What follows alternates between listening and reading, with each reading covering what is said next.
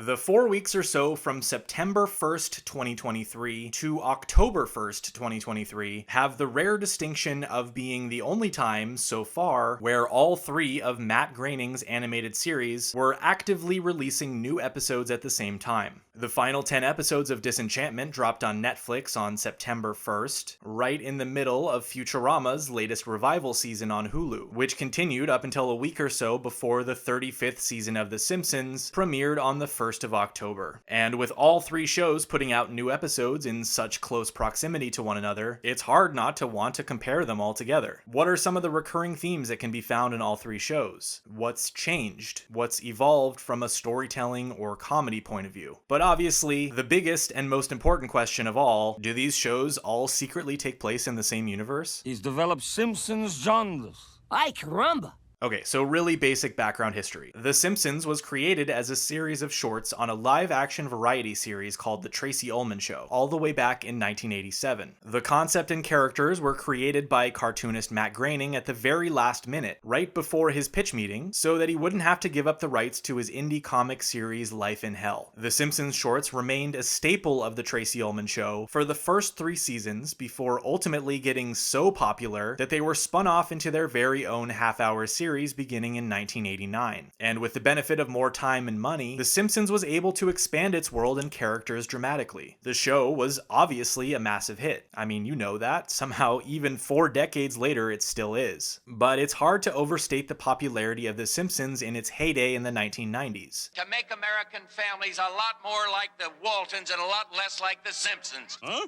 With the series absolutely just printing money for 20th Century Fox, they eventually reached out to Groening about producing another animated series on the network. Groening tapped Simpsons writer David S. Cohen, soon to be David X. Cohen, to develop a new series with him. Cohen had joined the Simpsons writing staff during season 5, after a mass exodus of many of the show's original writers. And he was a pretty key figure in helping the show stay at the absolute top of its game despite that turnover, writing such classic episodes as Lisa the Vegetarian, The Itchy and Scratchy and Poochie Show, and Lisa the Skeptic. I guess he really liked Lisa. Probably because he's a nerd! Futurama premiered on March 28th, 1999 on the Fox network. Centered around a dopey delivery boy named Philip J. Fry, who's cryogenically frozen on New Year's Eve 1999 and wakes up 1,000 years later, the show received critical acclaim when it premiered.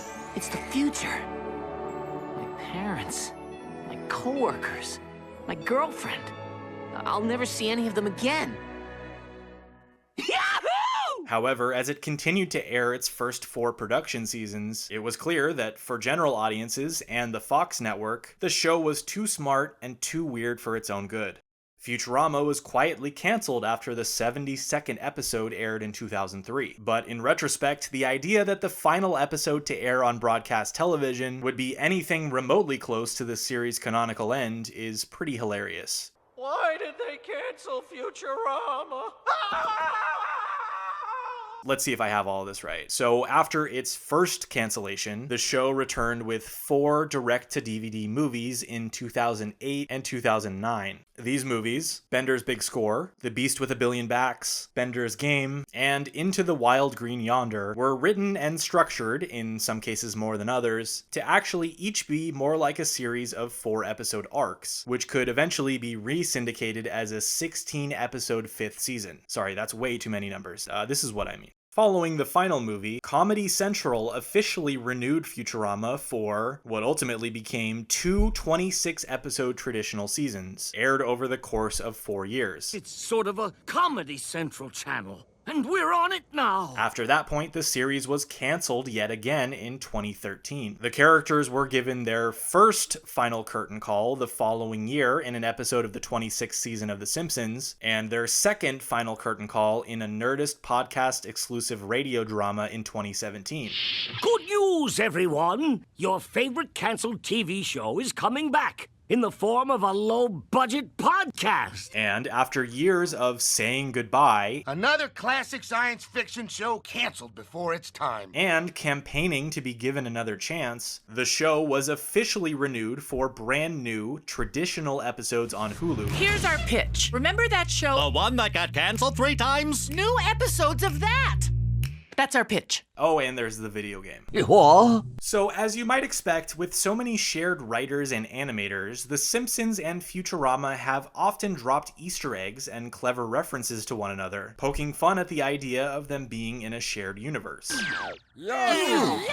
Correct! This face has 0 cuteness coefficient. The pinprick pupils are ugly and off-putting. Turn it off! Turn it off! Although, honestly, most of the early examples feel like they're designed to support the idea that they're actually not in the same universe. Before they crossed over officially, both The Simpsons and Futurama were established as being fictional TV series within the universe of the other show. Oh, it was a wonderful time. The Iraq War was over once and for all. A struggling Matt Groening created Futurama. This actually happened on The Simpsons even before Futurama premiered, with David Cohen using his Halloween credit to advertise the show, and Uter wearing a Futurama t-shirt, both in season 10. In Futurama, a clip from one of the Tracy Ullman Show shorts plays on the TV in the title sequence for an episode, and Simpsons merchandise is occasionally seen in the universe, usually as garbage. Eat my shorts. Okay. Shorts. And of course, Matt Groening appears in The Simpsons as the creator of Futurama, and in Futurama as the creator of The Simpsons. When are you gonna make a second Simpsons movie? No! And yeah, there is a ton of shared DNA between the shows. It's something that's obvious in some of the side characters. Why, you little... And of course, there's Zap Brannigan, who was very clearly written and designed for Simpsons recurring voice actor and one of the funniest guys who ever lived, Phil Hartman. That's too funny. I can't remember when I've heard a funnier anecdote.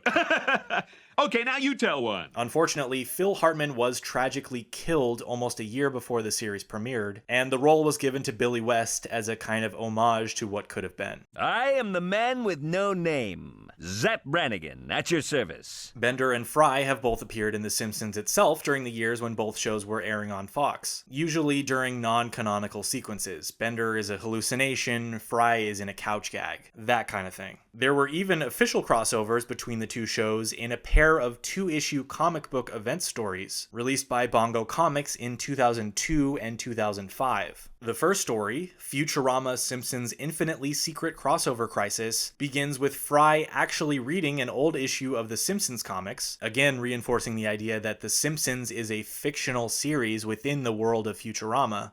Some science fiction and meta stuff about comic books happens, and the Planet Express crew are actually transported into the Simpsons comic book universe. And there's certainly a novelty to this crossover. This is the first time that they were able to pair up individual characters from both series with either their counterparts or someone who would make for an interesting foil. You get the obvious ones like Homer and Bender, but also minor character pair-ups like Zoidberg and Mr. Burns, Frink and Farnsworth, and Scruffy and Groundskeeper Willie. It's fun. The second comic event, The Simpsons Futurama Crossover Crisis 2, is framed by a story of the professor cutting the Simpsons characters out of their comic book and into the world of Futurama using a magic pair of scissors. And believe me, this story just keeps getting weirder and more off-putting by the page. Basically, the concept is that, for some reason, Professor Farnsworth really rallies the people of the Futurama universe into using the Simpsons comic book characters as their own personal slaves. Again, this helps to create pairings between equivalent characters from both shows, but I don't like this premise. This is not what I want from the worlds of Futurama and The Simpsons combining. And while it's definitely not perfect by any stretch of the imagination, I definitely got the most of what I'd want out of a crossover like this from Simpsorama, the official crossover episode that aired during The Simpsons' 26th season. Ooh, wiggle in, get comfortable. Hey, a couch is a couch. The plot of Simpsorama, aired about a year after Futurama's third series finale, kicks off when Bart blows his nose into a sandwich and places it into a time capsule. His DNA, combined with the item dropped by Milhouse, mutates and 1,000 years later leads to an apocalypse of destructive Bart/Rabbit hybrid characters that terrorize the city of New York. Obviously, the rabbit features of these mutant hybrids is another nod to Groening's original Life in Hell comic series. Anyway, to prevent the creation of this horde of creatures, the Planet Express crew sends Bender back in time to eliminate the Simpsons bloodline, initially believing Homer to be responsible for their creation. However, Bender and Homer find that they have a lot more in common with each other than they thought, leading them to bond at Moe's Tavern. Eventually, the rest of the Planet Express crew travels to Springfield as well, and once again, the best parts of this crossover are seeing these little character interactions. It's sort of an obvious joke, but one of my favorite parts is seeing Marge and Leela tiptoe around the physical oddity in the other that they're desperately trying not to mention. Oh, don't mention her eye. Don't mention her eye. Don't mention her hair. Don't mention her hair. I am so pleased to meet you. Nice to be here. Oh, Lord. The plot eventually sends the Simpsons family into the world of Futurama in order to fight back against the mutant Bart creatures, which is another fun mixing of the properties. The whole story builds into a pretty fun climax until the characters all inevitably go back to their respective series. Although there is one exception. Because the rest of the Futurama characters travel to Springfield in a time machine that's actually inside of Bender, Bender isn't able to follow them back. So like the conclusion of Roswell that ends well, he decides to travel back to the 31st century the old-fashioned way. Homer takes him down to the basement, and the two share another sweet moment at the end of the episode. Thanks, pal. And the coolest thing about this is that this is a detail that they've actually stuck to in later episodes of The Simpsons. Bender is not shown every single time that they go back down into the basement after that, but he does pop up every once in a while. Honestly, one of my biggest complaints about Simpsorama is the fact that it's only 22 minutes long. This could have easily been a double-length episode, or even a feature-length crossover movie. I guess that's kind of a stupid thing to say, right? They wanted to make an episode and they made an episode. It's not like movies are easy to make. But I guess all that means is that Simpsorama genuinely left me wanting more of this shared universe, which means that it's officially time to bring in Disenchantment.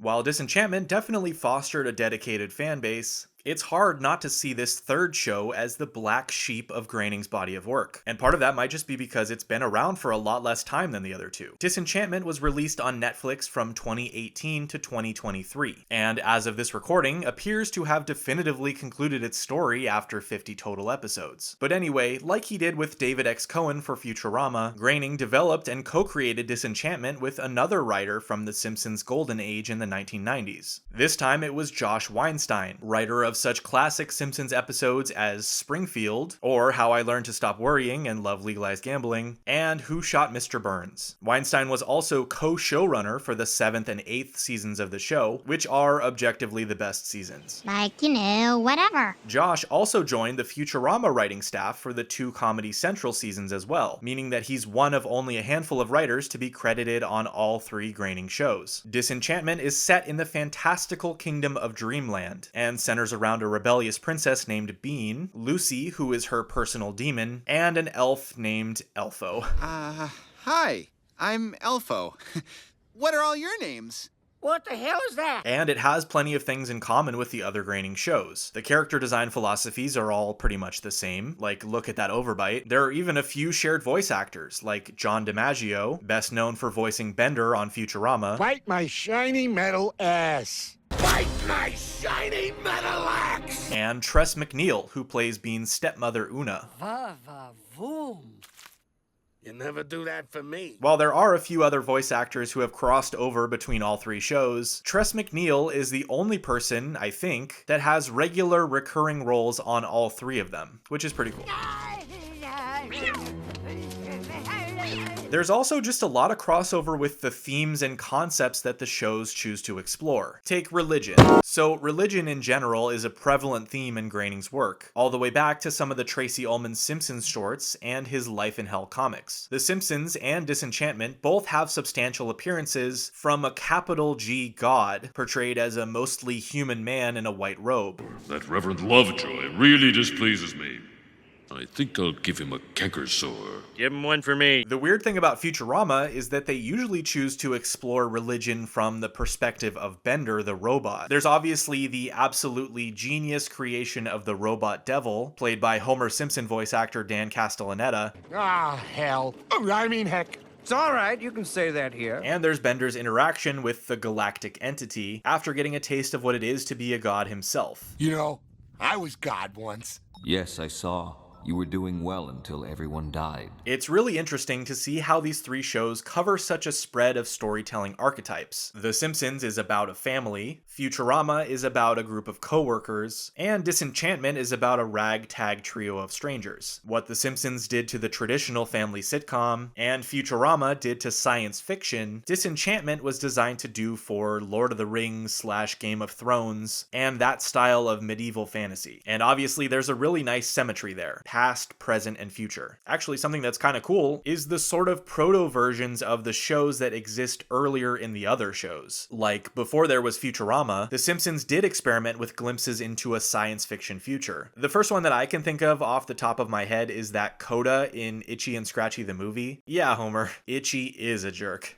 Of course, there was an entire episode set in the future in season 6, which may or may not be actually canonical to the show itself. Or there's Marge and Homer's 50th high school reunion. What insane, far-off year does that take place in again? No! Luckily, none of us will be around to have the same experience with anything in Futurama. The Simpsons was even doing the heads in jars thing years before Richard Nixon ran for re-election in the year 3000. About a year before Disenchantment premiered on Netflix, the 29th season of The Simpsons kicked off with an episode called The Surfsons, which also explores a medieval fantasy setting. One of the 4 direct-to-DVD Futurama movies, Bender's Game, also sees the characters inhabit a similar universe. This one more explicitly Dungeons and Dragons influenced. But you can for sure see the interest in exploring the kinds of swords and sorcery medieval fantasy in plenty of Groening's work before the creation of Disenchantment. The show is also a natural evolution of the previous 2 series' desire to occasionally dabble in serialized storytelling. The Simpsons is, for the most part, pretty rigid in its episodic nature. But even so, there have been developments that have changed the world and the characters in the show. It's actually something that I love about Oakley and Weinstein's run of the show specifically. Lisa becomes a vegetarian and stays one forever. Homer reconnects with his mom, and she'll pop up every now and then. You'll always be a part of me.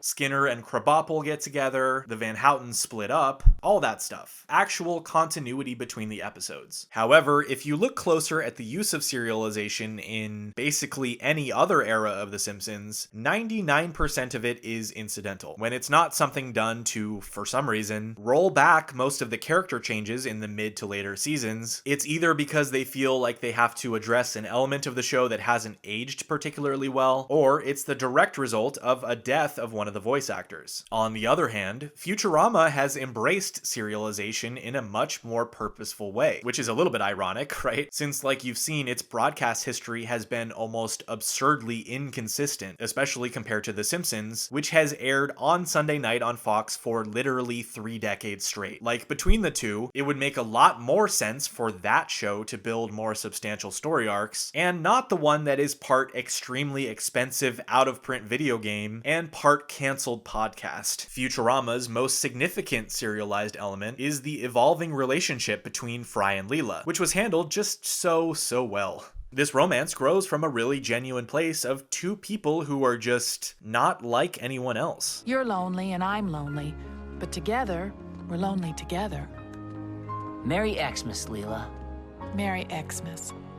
And it builds and evolves so naturally that it's no surprise it's the defining part of basically every finale that they've ever done. And then there's the other category of serialization, which is all of the lore and mysteries that are teased out throughout Futurama's run. And some of this stuff is just brilliant. Like the shadow that was actually put into the pilot episode, which they didn't reveal the meaning of for more than 4 years. Or the truth about Leela's origin, also revealed in season 4, but which, I mean, take a closer look at this shot from the first episode of season 2. This long-term storytelling allowed Futurama to weave in emotional depth while still maintaining its comedic edge. And this is an approach that Disenchantment also took with its storytelling. Using the Netflix model of dropping an entire season, or an entire part, I guess, Groening's 3rd show was able to take advantage of its ability to plant clues and tease out storylines years in advance. Groening described writing Disenchantment as more story-driven than anything he had done before. And that's another thing that helps Disenchantment stand out from the other two shows. The fact that it tells a pretty meticulously plotted story with a beginning, middle, and an end. But not without making little references to the shared universe between it and the other Groeningverse series. You call hamburgers steamed hams? Yes. If you pay close attention to the wigs in this scene from Disenchantment's first season, you'll see very clear references to both The Simpsons and Futurama. Like Futurama, Disenchantment's relationship to The Simpsons seems to be that it's a fictional series in Springfield. Although Lisa does hallucinate Lucy in a Treehouse of Horror episode. The relationship between Futurama and Disenchantment, on the other hand, is much more interesting. And this is where we get our only actual crossover between the two shows. In the first season of Disenchantment, Fry, Bender, and the Professor can actually be seen in the forward-moving time machine that was introduced in the Futurama episode The Late Philip J. Fry. So what does this mean? Well, it could actually mean a number of things. The first possibility is, this is a silly show, don't read too much into it. But no, I want to read into it. Dude, the truth has been right under your nose the whole time. So the interesting thing is that there are actually 3 possible eras on the timeline where Disenchantment could take place relative to Futurama. The most obvious is that all of this stuff happened in a fantastical medieval past, centuries before even 1999, when Fry gets cryogenically frozen. The second, maybe a little bit less obvious place, could be after Fry gets frozen, but before he thaws out. And the reason that this might be possible is that during the sequence when Fry is frozen for 1,000 years during the pilot, we actually see time pass rapidly out the window next to him. And during one portion, sometime between 1999 and 2999, modern society crumbles and is rebuilt, going through what looks to be another medieval period. So is that where Disenchantment fits into the universe? Maybe, but I think actually the more interesting time period is, coincidentally, the one that's most well supported by the show itself. This time machine only goes forward in time. That way you can't accidentally change history or do something disgusting like sleep with your own grandmother. I wouldn't want to do that again. And that is the crazy idea that Disenchantment actually takes place after Futurama. As seen in The Late Philip J. Fry, there are actually even more periods of medieval regression that happen tens or hundreds of thousands of years in the future. And Disenchantment being set in this time period is the one that makes the most consistent sense. For one thing, there are occasionally remnants of objects and iconography from Futurama seen in the background of Dreamland and the related kingdoms. And this is another detail that was confirmed in the 2023 revival season of Futurama, the first one to be released after the debut of Disenchantment. In the episode I Know What You Did Next Xmas, Professor Farnsworth travels through time again and actually appears to pass through the Disenchantment universe in his journey backwards from the end of time to the year 3023, which was the show's then current day. By the way, I really wish they would have found a way to actually get Fry and Bender in there with him and actually pass through this scene, you know, kind of show that Easter egg from the other angle. But this is still pretty cool. I'll go alone to minimize the chance of anyone becoming their own grandfather. These things happen. No, they don't. And it does help support the idea that Disenchantment takes place after Futurama in the fictional timeline. And that's just a lot more interesting, don't you think? The idea that the events of Disenchantment actually take place in the distant future, not in the past at all. Sort of a reverse, a long time ago in a galaxy far, far away sort of thing. And there's your key. Futurama exists in the same universe as The Simpsons, and Futurama exists in the same universe as Disenchantment. Therefore, The Simpsons and Disenchantment also exist in the same universe as each other. Will they ever actually do anything with that? I mean, no. Almost certainly not. I just don't think that there's the same amount of love for Disenchantment that there is for the other two shows. It's also a little bit different from Futurama in that, being a much more story-driven show that had its conclusion, there's not a lot of people campaigning to bring it back for more episodes. Like, the reason that Simpsorama happened was because Futurama had been canceled, again, but Al Jean thought it would be nice to give fans of the show one last chance to see that world and those characters. I don't really see that happening for Disenchantment, but I could be wrong.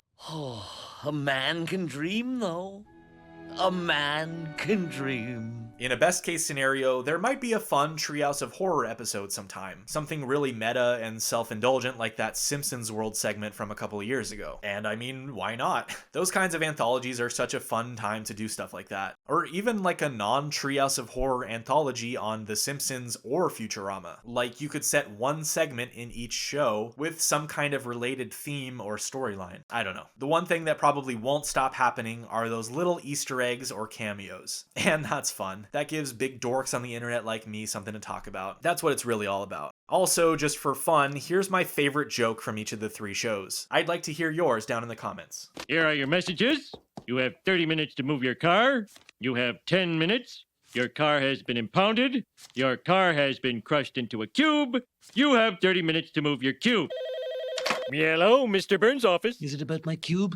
Hey, huh? Pretty nice for a single. 2 desks, 2 chairs, couple of beds.